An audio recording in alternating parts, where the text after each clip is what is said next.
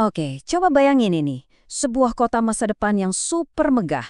Di atas kita ada drone yang berdengung, terus di jalanan semua orang sibuk jalan menunduk natap layar HP mereka masing-masing, dan di baliknya ada algoritma yang saking canggihnya, mereka tahu persis apa yang kita mau, bahkan sebelum kita sendiri kepikiran. Kelihatannya sih luar biasa canggih ya kan? Tapi persis di balik kemegahan itu, ada sesuatu yang pelan-pelan lagi membusuk, yaitu jiwa manusia itu sendiri. Nah, ini dia paradoks gila yang lagi kita alamin sekarang. Kemajuan teknologi yang luar biasa ini sebenarnya nutupin fakta bahwa umat manusia itu lagi kehilangan arah banget. Di luar, peradaban kita kelihatan gak ada tandingannya. Mau apa-apa tinggal tap-tap di layar. Tapi di dalam, manusia modern ini bener-bener lagi kehilangan kompas. Kita tahu gimana cara pergi kemana aja, tapi masalahnya kita nggak tahu tujuan aslinya itu kemana. Terus gimana kalau saya bilang, ini semua sebenarnya bukan hal baru? Gimana kalau lebih dari 600 tahun yang lalu, ada seorang tokoh dari gurun Afrika Utara yang udah memprediksi ini semua dengan super akurat? Ya, kalian nggak salah dengar. Namanya Ibnu Khaldun. Dan dia ini bukan cuma sejarawan yang nyatet nama raja atau tahun perang. Bukan.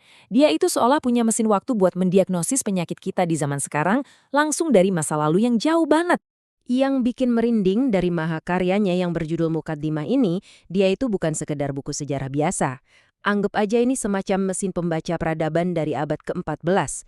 Mesin yang ngejelasin detail banget kenapa suatu bangsa bisa bangkit, jadi kuat, terus melemah, dan pada akhirnya suka nggak suka bakal runtuh.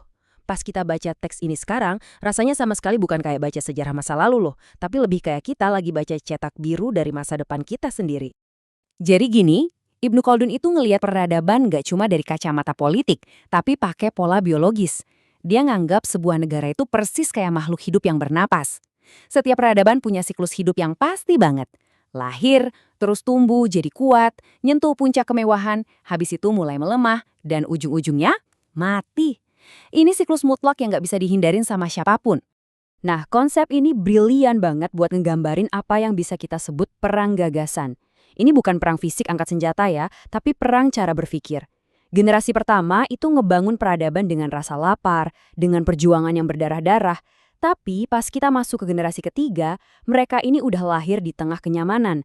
Mereka tenggelam dalam hiburan non-stop 24 jam, cuma scrolling-scrolling rebahan aja, dan pelan-pelan kehilangan keberanian sama daya juang mereka.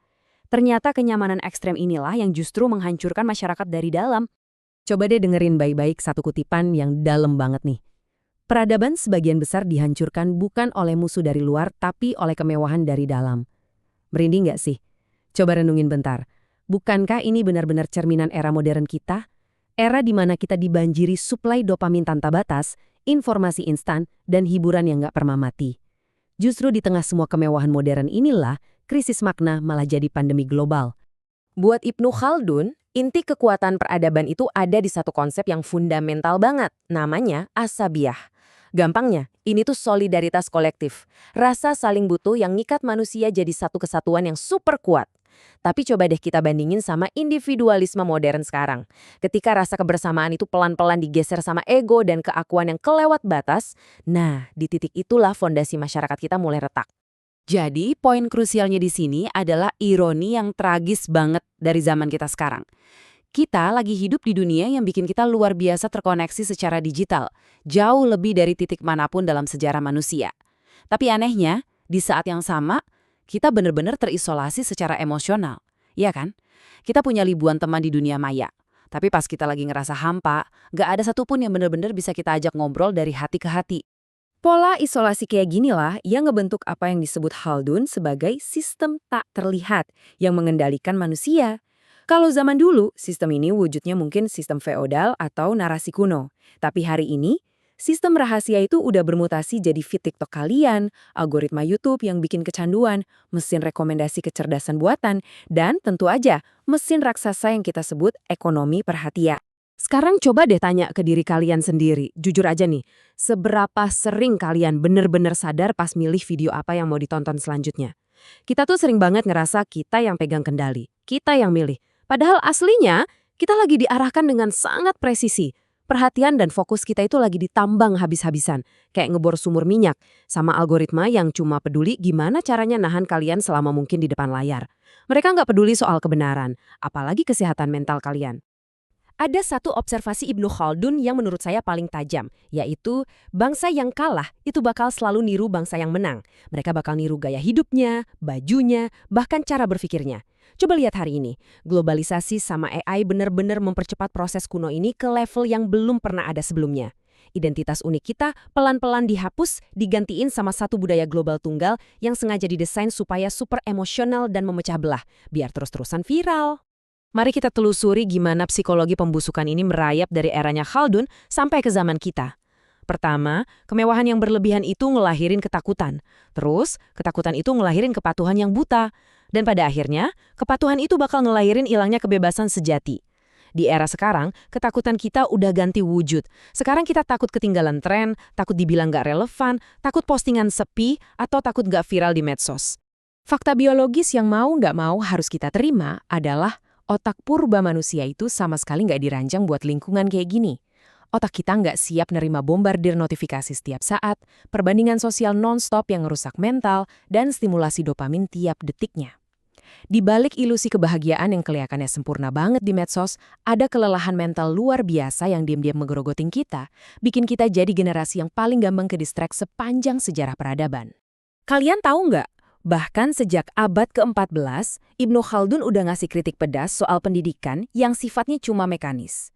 Dia nekenin perbedaan fatal antara sekedar ngapalin info kayak robot, sama bener-bener memahami realitas, yang biasa kita sebut kebijaksanaan. Di zaman sekarang, krisis terbesar kita itu bukan karena kita kurang info. Ya ampun, kita punya semua data dunia di dalam saku kita. Krisis modern kita yang paling parah sebenarnya adalah hilangnya kebijaksanaan. Jadi, kalau kita tarik narasi ini buat ngelihat masa depan, pertanyaan yang sering banget diulang kayak, apakah AI bakal ngegantiin kita? Itu sebenarnya pertanyaan yang salah. Pertanyaan yang jauh lebih mendasar adalah, manusia kayak apa sih yang bisa bertahan hidup di era AI ini? Karena, sadar atau enggak, buat pertama kalinya dalam sejarah, kita ini udah nyiptain sesuatu yang bisa mikir dan merespons jauh lebih cepat dari kita sendiri. Emang sih, AI pelan-pelan bakal ngambil alih kerjaan yang repetitif sama analisis dasar. Tapi, ada hal-hal fundamental yang nggak bakal bisa dikalkulasi sama kode komputer secanggih apapun. Hal-hal kayak kesadaran manusia, empati yang tulus, pencarian makna, kebijaksanaan, dan keberanian moral. Khaldun udah ngingetin dengan keras loh, kalau peradaban itu bakal hancur lebur ketika kemajuan materinya lari ngebut, tapi nilai-nilai spiritualnya malah ketinggalan jauh di belakang. Dan ini bener-bener nunjukin betapa kosongnya eksperimen modernitas kita sekarang. Coba lihat ironi gila ini. Kita bisa ngobrol ngalor ngidul sama AI dengan super lancar, tapi giliran disuruh duduk diem dan ngobrol sama diri sendiri, kita malah gelisah setengah mati. Kita punya alat canggih buat metain galaksi miliaran tahun cahaya jauhnya. Kita bisa bikin machine learning tingkat dewa, tapi kita gagal total buat paham dan ngatasin rasa kesepian di hati manusia. Peradaban runtuh bukan ketika ia kehilangan kekayaannya, tapi ketika manusia kehilangan maknanya. Saya pengen kalian bener-bener neresepin kalimat barusan. Ini bukan cuma kutipan sejarah puitis buat gaya-gayaan. Ini adalah rangkuman dari pola abadi sifat dasar kita. Sebanyak apapun harta yang kita kumpulin, secanggih apapun teknologi yang kita bikin, ketika makna kemanusiaan itu hilang, struktur peradaban sekuat apapun pasti bakal runtuh jadi debu. Dan akhirnya semua ini ngebawa kita ke satu pertanyaan pamungkas buat abad ini. Apakah jiwa manusia masih punya sisa kekuatan buat bertahan hidup dari ciptaannya sendiri? Pada akhirnya algoritma mungkin bakal pegang semua data tentang kita. Tapi, cuma kitalah yang pegang kendali atas pilihan ini. Apakah kita mau pasrah jadi budak dari sistem yang kita bikin sendiri, atau kita mau bangkit dan memilih untuk tetap sadar sebagai manusia seutuhnya? Pilihan itu ada di tangan kalian. Makasih udah ngikutin pembahasan kali ini dan sampai jumpa di bedah materi berikutnya.